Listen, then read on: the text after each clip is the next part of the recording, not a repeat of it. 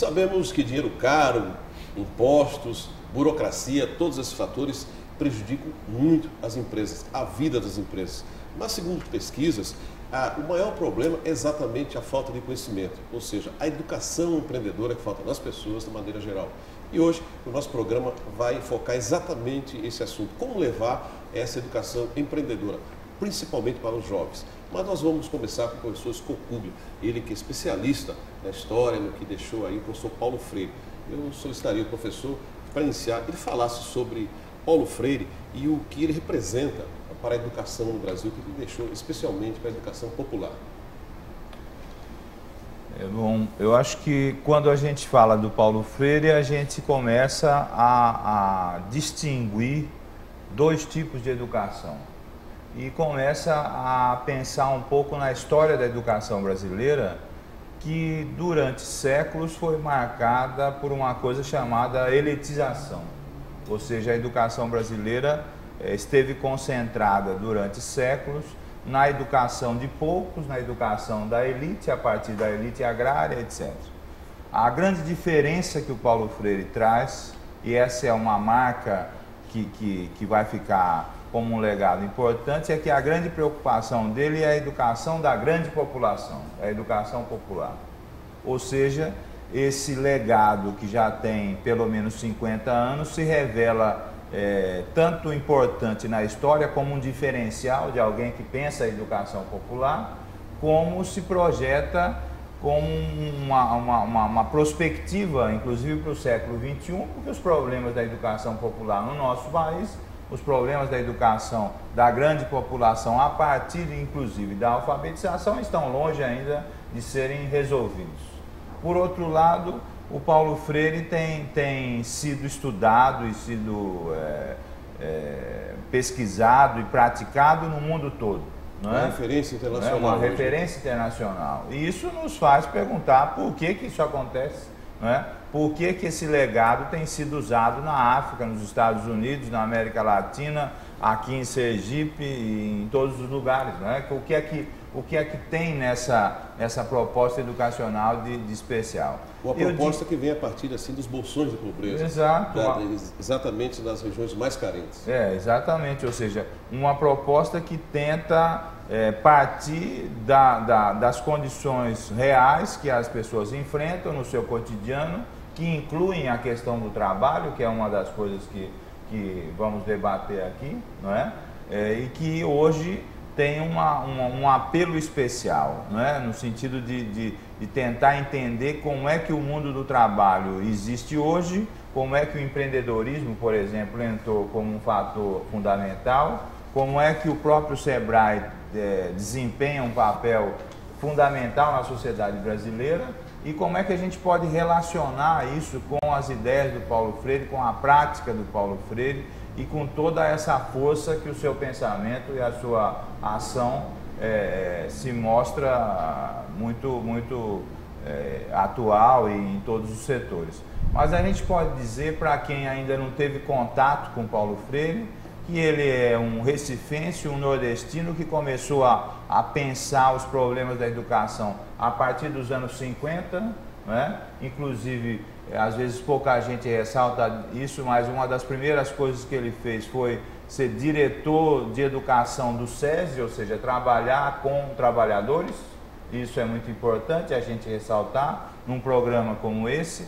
E depois ele veio a pensar um problema que não quer calar até hoje, que é o problema da alfabetização. E esse ano está vivendo aí 10 anos sem a presença dele, né? Sem a presença dele, Paulo Freire, não é? E infelizmente, às vezes algumas pessoas perguntam, Paulo Freire é atual? E eu brinco dizendo que eu gostaria que ele não fosse, não é, atual, porque se ele se não precisasse mais do Paulo Freire, significaria dizer que os problemas que ele levantou já teriam sido resolvidos com a questão do analfabetismo. Seria ótimo, né? Seria ótimo a gente chegar num dia e dizer, não precisamos mais do Paulo Freire, porque o grande legado dele já foi resolvido, então vamos partir para... Mas infelizmente a gente continua tendo que visualizar o Paulo Freire como uma coisa muito atual. E a sua trajetória é uma trajetória que parte da nossa região, dos seus problemas e ganha o mundo, não é? Primeiro através da América Latina, quando ele foi exilado do Brasil pela ditadura militar, passou 15, 16 anos fora, né? Aí a sua obra ganha uma repercussão internacional, não é? Depois, com a anistia dos exilados, dos presos políticos, ele volta para o Brasil no final dos anos 70, comecinho dos 80, né? Vem colaborar com universidades, como fazia antes, né? Que ele era professor da Universidade do Recife, hoje é Federal de Pernambuco, não é? Mas quando ele volta para o Brasil, vai trabalhar na Unicamp, na PUC, em São Paulo. Depois vai ser, no final dos anos 80, secretário de Educação Municipal de São Paulo, na gestão da Luiz Erundina, né? Aí se marca uma coisa muito importante do Paulo Freire, que às vezes a gente se engana um pouco dizendo que ele não se preocupou com a escola, e isso é uma coisa equivocada, né? A escola sempre teve nas preocupações centrais do Paulo Freire, e o final das contas é que ele deixa na sua obra, na sua prática, né, um legado muito importante.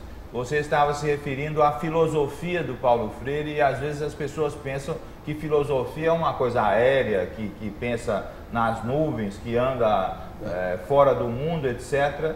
E aqui a gente pode dizer que esse é um pensamento-ação, não é um pensamento ativo, né? É um pensamento que não se contentou nunca em falar de grandes teorias, mas se preocupou sempre em reflexões que mudem a prática. Então, e hoje isso é uma que coisa... nunca, né? Porque o mercado vem forçando essa prática aí em cima isso, do né? que ele pregou. Mas nós temos aqui o Dr. Paulo Eirado, que é especialista em educação, diretor do SEBRAE. Gostaria também de ouvir a opinião dele sobre o legado de Paulo Freire. Bom, a contribuição de Paulo Freire é muito importante. A educação de jovens e adultos, né, tem uma marca assim, muito profunda do que Paulo Freire deixou e se mostra pragmática, como o próprio professor já falou. Então, a partir da forma, do método, da filosofia que Paulo Freire construiu, é possível se fazer a educação de forma prática, respeitando a vivência daquele e a história daquele aluno, né, daquele ser que naquele momento está sendo sujeito efetivamente do processo educacional, né? Então, é uma valorização da aprendizagem acima da questão do ensino em si. E isso tem sido apresentado, inclusive, como um propósito, como uma meta para que os diversos sistemas de ensino venham a trabalhar dessa maneira. Então, Paulo Freire se mostra importante não só aqui no Brasil, mas a nível de influenciar sistemas educacionais do mundo inteiro. Professor Antônio Ramos, o senhor como educador, o senhor acha que nós estamos vivendo o momento certo do que está acontecendo no cenário mundial, até para se aplicar esses ensinamentos de Paulo Freire, levar o aluno para aproximar ele da prática da realidade? Na minha opinião, aliás, antes de falar um pouquinho disso aí, eu queria dizer que Paulo Freire tinha um amor muito grande por Sergipe. Na época, o bispo Dom José de Santa Távora implantou em Sergipe o movimento de educação de base, não é? E o Paulo Freire veio aqui, inclusive o próprio Paulo esteve aqui em Santa Maria das Brotas fazendo um estudo para implantar o programa de alfabetização enquanto convidado pelo governo, né, de João Goulart.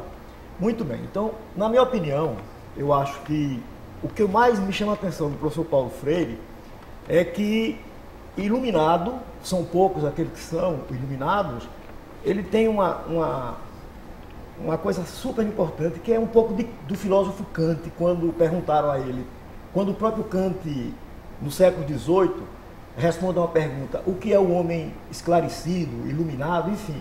E o próprio Kant responde dizendo que o homem iluminado, aquele que atinge o maior espírito, a idade maior de pensar em público, de falar o que pensa. Então, na minha opinião, o professor Paulo Freire, ele traz essa pungente necessidade de cada ser humano se constituir na sua própria história como responsável para a sua própria autonomia.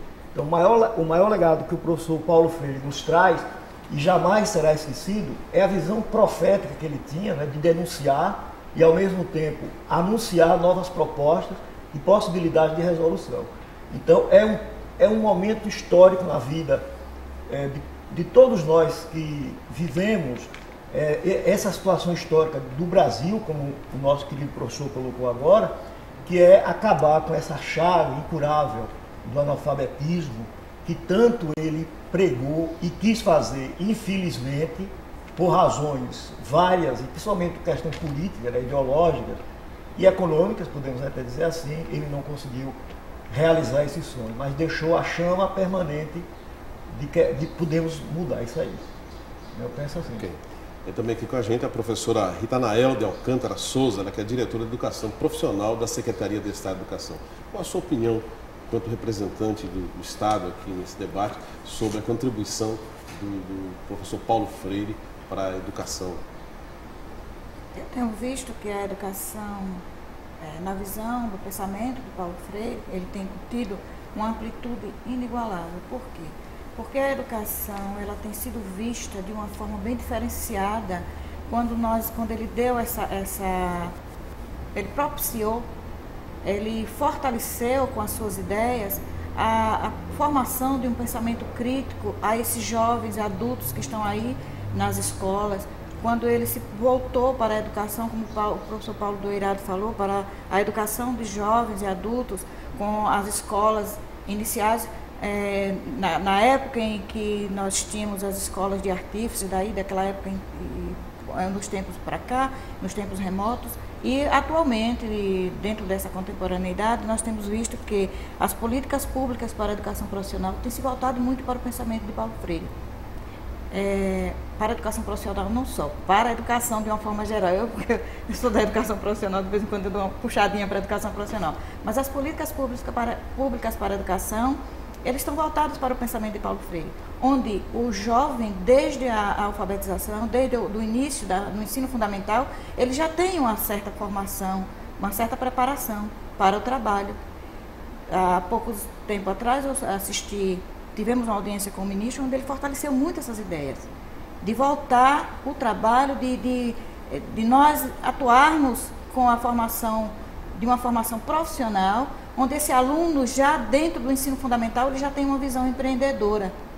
É essa a nossa preocupação e é isso que nós estamos vendo, com essa grande contribuição que é as ideias de Paulo Freire. Então os grandes admiradores ainda hoje dizem que mesmo com 10 anos ele não morreu, as ideias deles estão aí vivas.